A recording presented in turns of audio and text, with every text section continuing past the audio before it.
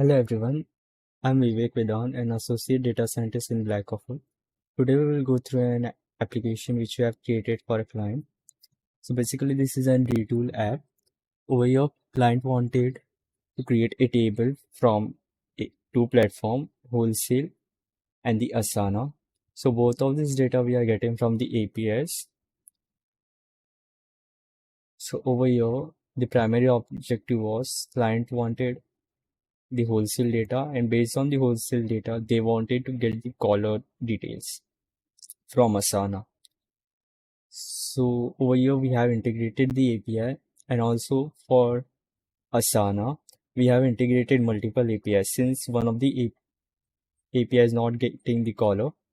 So for caller we used another API, so we provided this ID to the API and get this caller column. So also we have to do some pre-processing which we did with using JavaScript.